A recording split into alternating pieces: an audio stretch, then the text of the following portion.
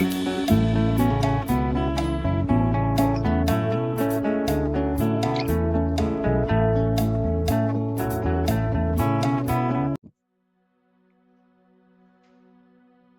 la gloire soit rendue à notre Dieu, le Créateur des cieux et de la terre. Très chers frères et sœurs, membres des églises, ce matin, nous avons l'honneur de glorifier notre Dieu à travers un thème intitulé « Confondre la déviation à la révélation ». Thème tiré dans l'épître de Paul aux Romains, chapitre 1, verset 3 jusqu'à 4. Nous lisons au nom de Jésus-Christ. Il concerne son fils, né de la postérité de David, selon la chair, déclaré fils de Dieu avec puissance, selon l'esprit de sainteté, par sa résurrection d'entre les morts, Jésus-Christ, notre Seigneur. Très chers frères et sœurs, membres des églises, l'apôtre Paul était mis à part pour annoncer l'évangile de Dieu, l'évangile qui avait été promis de la part de Dieu par ses prophètes dans les Saintes Écritures. Cet évangile concerne son fils, né de la postérité de David, selon la chair, et déclaré fils de Dieu avec puissance, selon l'esprit de la sainteté, par sa résurrection d'entre les morts. Très chers frères et sœurs, membres des églises, Jésus, né de la postérité de David, selon la chair, et Christ, déclaré fils de Dieu, avec puissance, selon l'esprit de sainteté, par sa résurrection d'entre les morts, Jésus-Christ, notre Seigneur. Très chers frères et sœurs, membres des églises, est-ce que Jésus avait-il existé physiquement?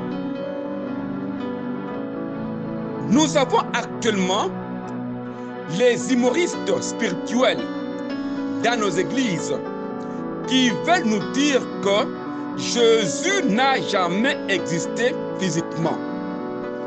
Ils veulent nier la vérité historique en nous plongeant dans la déviation d'interprétation des Écritures. Très chers frères et sœurs, membres des églises, si notre doctrine est fondée sur l'esprit, cela ne veut pas dire que nous sommes en train de nier le matériel et le naturel. Pour dire que Jésus n'a jamais existé physiquement. Ce message est fondé sur quels critères dans les Écritures? On ne peut pas prétendre connaître les Écritures en commettant des erreurs. On ne peut pas prétendre avoir une révélation avec la déviation dans l'interprétation des Écritures. Ça, c'est faux.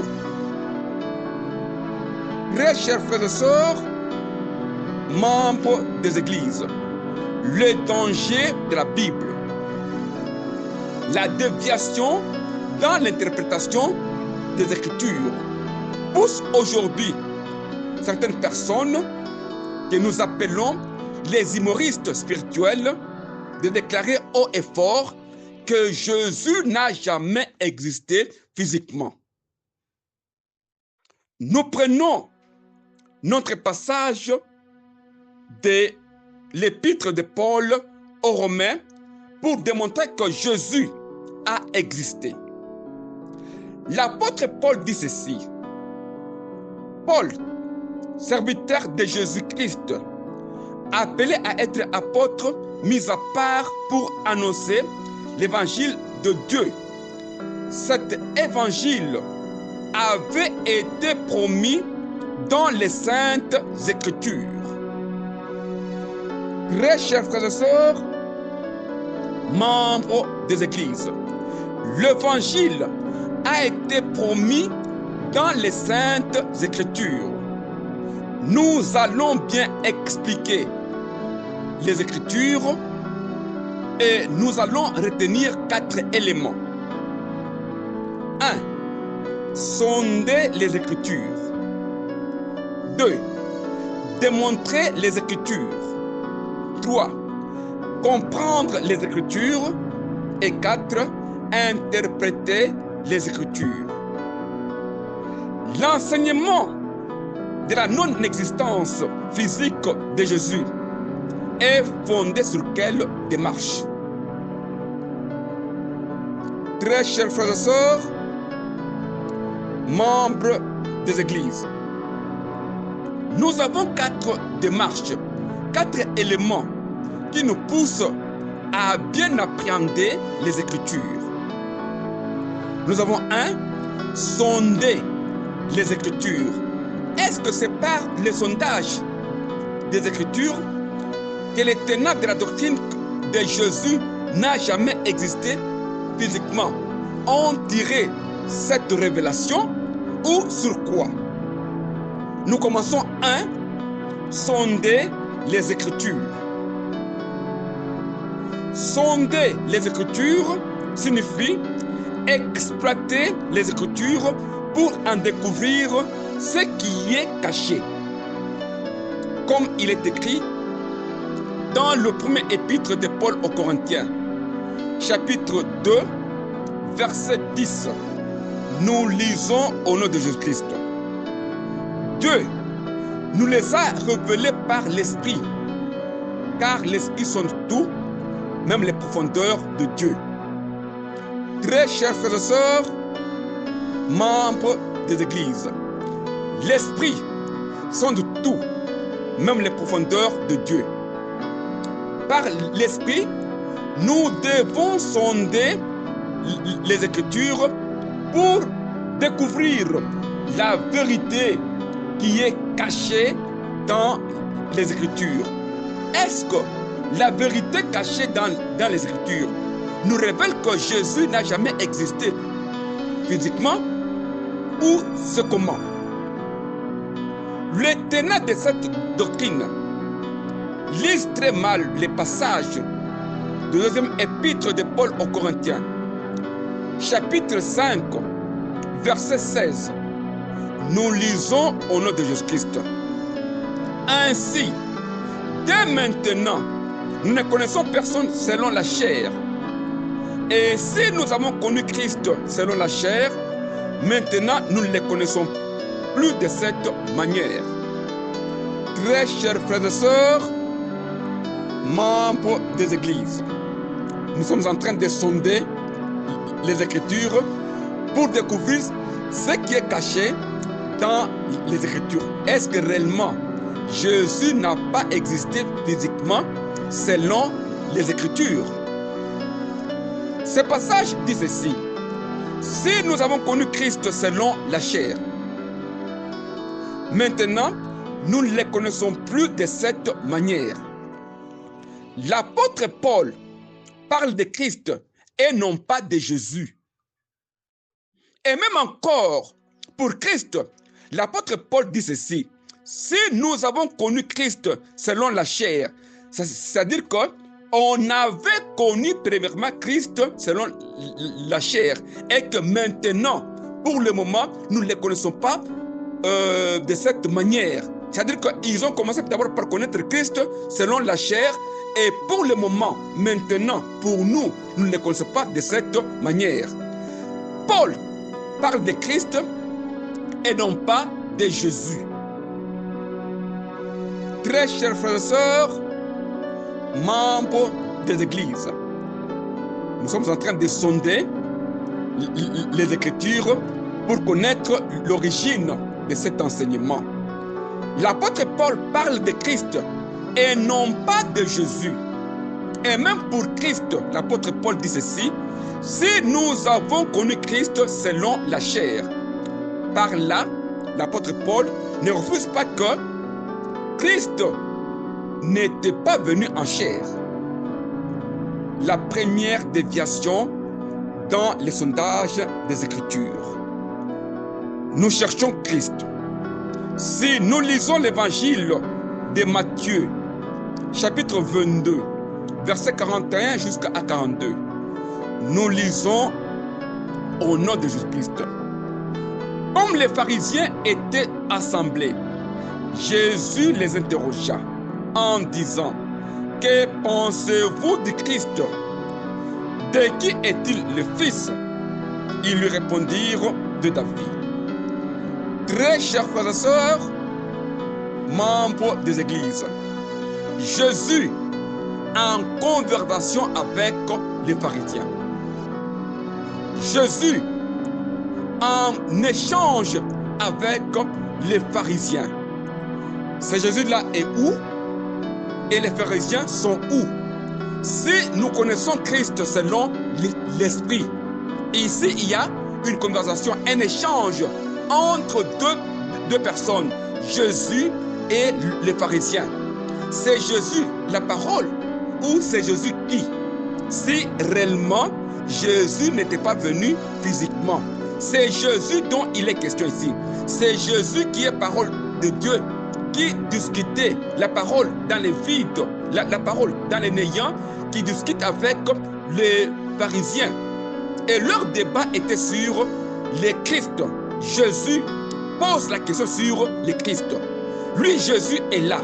Et Christ est là.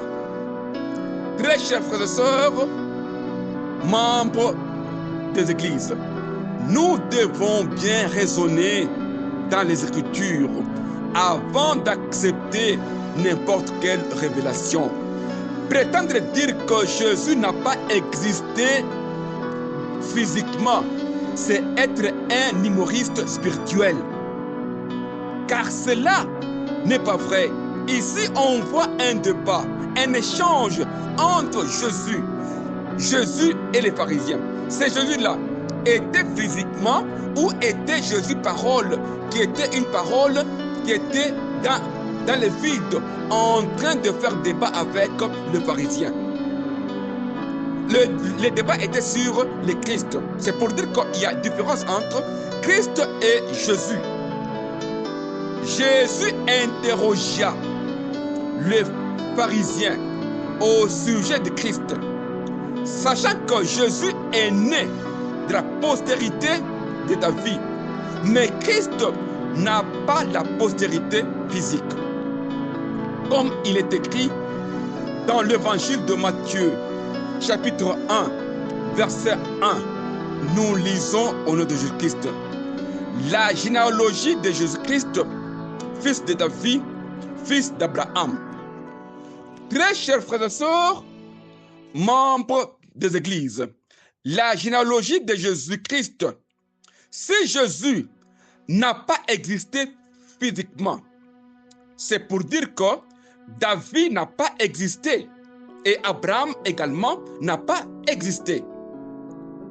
Nous avons la première déviation qui consiste à lire les Écritures sans tenir compte des contextes historiques. La première déviation consiste à lire les Écritures sans tenir compte de son contexte historique. Est-ce que Jésus n'a pas existé physiquement? Nous disons que Jésus a existé.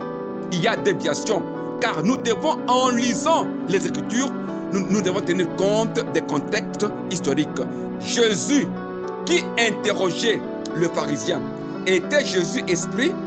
Était Jésus parole? Ou était Jésus comment? Comment est-ce qu'on peut comprendre ce Jésus-là qui parlait avec les pharisiens? Ou c'était Jésus parole dans quelqu'un, dans un prédicateur devant les pharisiens? Nous disons non. Nous disons non.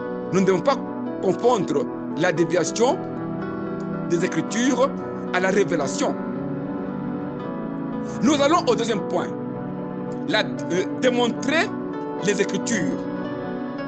Démontrer les Écritures. Est-ce que c'est par la démonstration des Écritures que vous avez trouvé que Jésus n'a pas existé physiquement? Démontrer signifie fournir une preuve pour établir la vérité. Est-ce que dans les Écritures, vous avez une preuve qui peut nous démontrer que Jésus n'a pas existé physiquement? Car nous devons sonder les Écritures. Nous devons démontrer les Écritures. Comme il est dit dans le premier épître de Paul aux Corinthiens, chapitre 2, verset 4, nous lisons au nom de Jésus-Christ. Et ma parole et ma prédication ne reposaient pas sur les discours persuasifs de la sagesse, mais sur une démonstration d'esprit et de puissance. Très chers professeurs, membres des églises, ma parole et ma prédication reposent sur la démonstration d'esprit et de puissance. Esprit et immatériel. Qui peut démontrer l'esprit? Ce sont ces passages qui sont mal interprétés, qui sont déviés pour prétendre donner une révélation dans nos églises. Nous devons savoir comprendre les Écritures avant de les démontrer. Nous avons là une deuxième déviation qui consiste à choisir une série d'écritures pour critiquer d'autres. Très chers frères et sœurs, membres des églises, la déviation qui consiste à choisir une série d'écritures pour critiquer d'autres. Vraiment, si cela est vrai, cette déviation peut être confondue à la révélation. Les tenants de la doctrine de Jésus n'a jamais existé physiquement. Crée la confusion entre les corps de Jésus et la chair de Jésus. La déviation des Écritures et la distorsion par rapport à une interprétation orthodoxe des Écritures. Vous discutez les corps de Jésus, la chair de Jésus, on en fait un débat pour flouer la vérité de Dieu et dévier les Écritures. Si nous lisons le premier épître de Jean, chapitre 4, verset 2, nous lisons au nom de Jésus-Christ. Reconnaissez à ceci l'Esprit de Dieu. Tout esprit qui se déclare publiquement que Jésus-Christ est venu en chair est de Dieu. Très chers frères et sœurs, membres des églises, n'ajoutez pas foi à tout esprit, mais éprouvez les esprits. C'est pour dire qu'il y a plusieurs esprits qui prétendent être esprits de Dieu. Mais Dieu n'a qu'un esprit, mais il y a plusieurs esprits aujourd'hui dans nos églises qui prétendent être aussi les esprits de Dieu. Et Jean dit ceci: reconnaissez à ceci l'Esprit de Dieu. Tout esprit qui se déclare pour Jésus, c'est déclaré pour Jésus.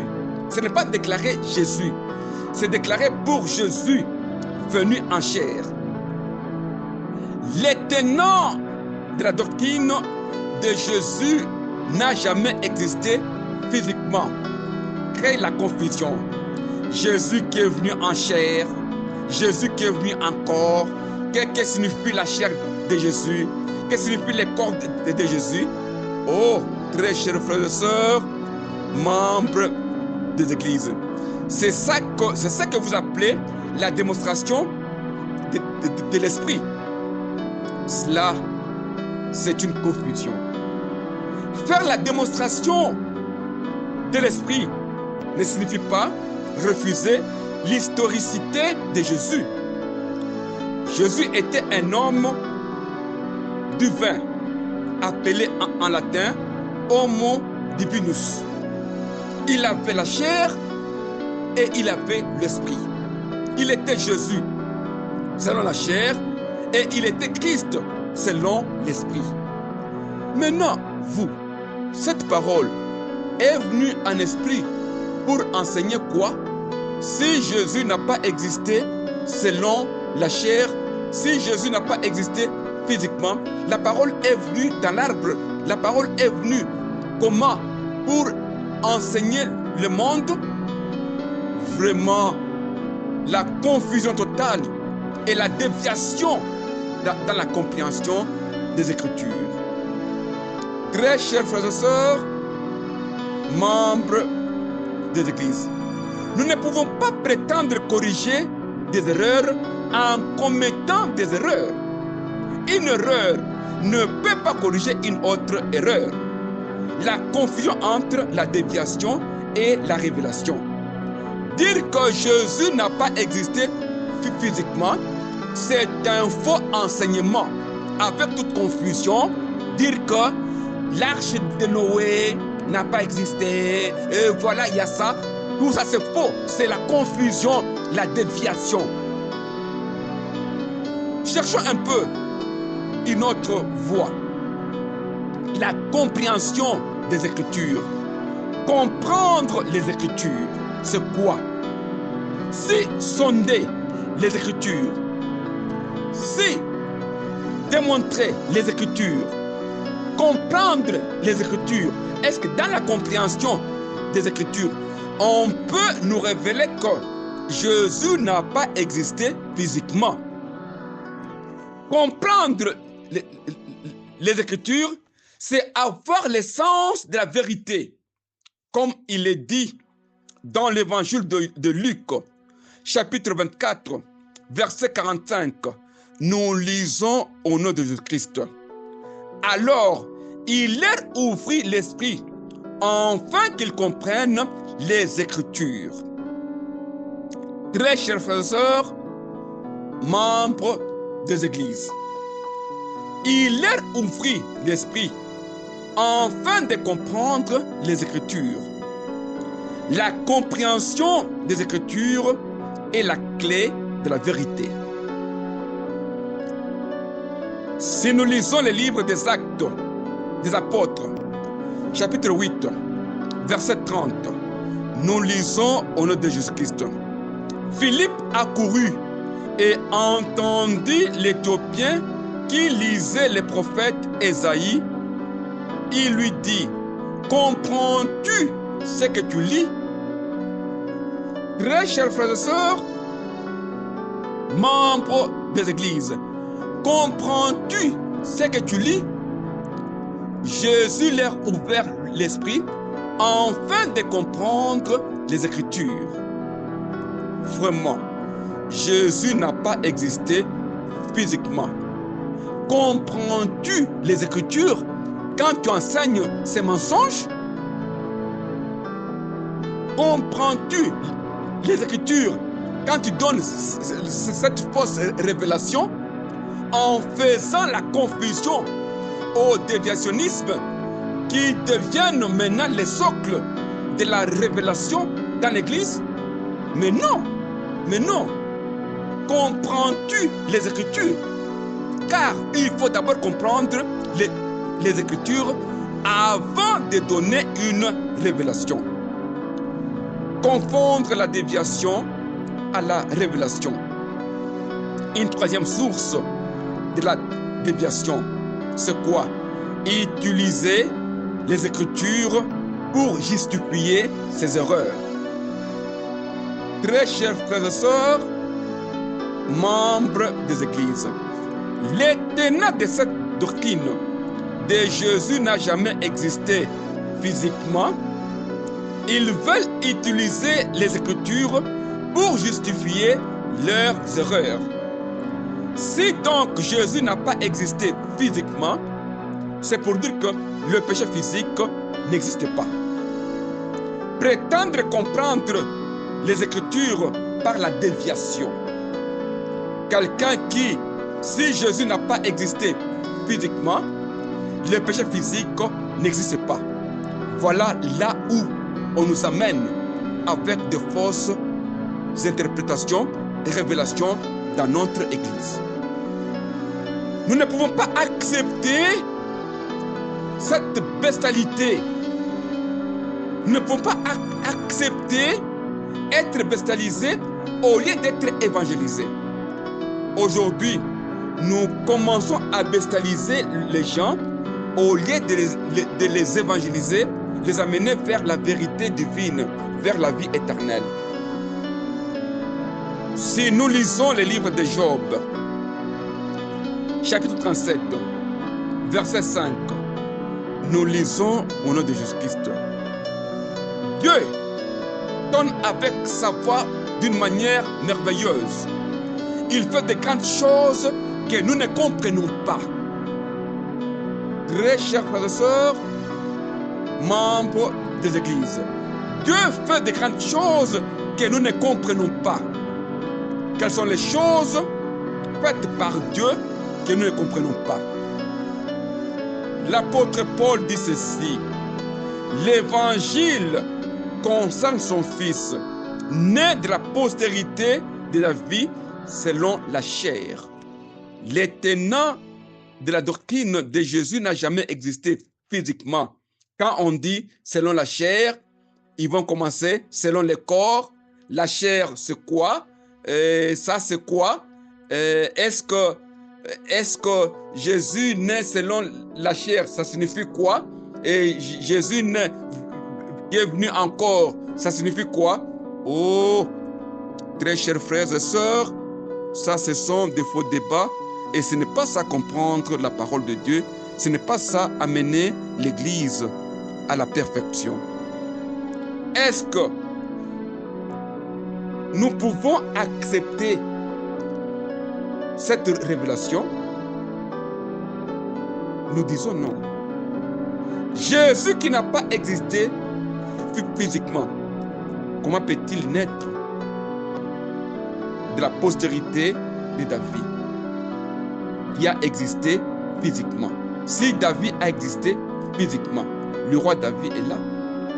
Et physiquement, l'Israël existe. Si Jésus, qui n'est pas né physiquement, comment peut-il naître de David qui a existé physiquement? Refuser l'existence de Jésus, c'est refuser l'existence des péchés. Confondre la déviation à la révélation, les dangers de la Bible. Le tenant de cette doctrine se fonde dans les passages tels que, si nous lisons l'évangile de Jean, chapitre 3, verset 6, nous lisons au nom de Jésus-Christ: ce qui est né de la chair est chair, et ce qui est né de l'esprit est esprit. Très chers frères et sœurs, membres de l'Église, Jésus est né de la postérité de David selon la chair. Ce qui est né de la chair est chair, et ce qui est né de l'esprit est esprit. Très chers frères et sœurs, membres de l'Église, les démonstrations actuelles dans nos églises tendent l'Église à dévier à la doctrine de Dieu. Ce qui est né de la chair est chair, ce qui est né de l'esprit est esprit. Et on fait un amalgame des choses avec des Écritures. Nous ne connaissons pas Christ selon la chair. Les œuvres de la chair Jésus qui est né en chair, c'est-à-dire, oh, vraiment, très chers frères et sœurs, nous ne devons pas accepter des enseignements pareils. Ça, ce sont les humoristes qui sont dans nos églises pour nous distraire et nous faire rire par leur interprétation déviationniste. Quatrième voie, interprétation des Écritures. Interpréter les Écritures signifie donner un sens objectif et réel à une Écriture. Est-ce que si nous interprétons les Écritures, on va trouver que Jésus n'a jamais existé?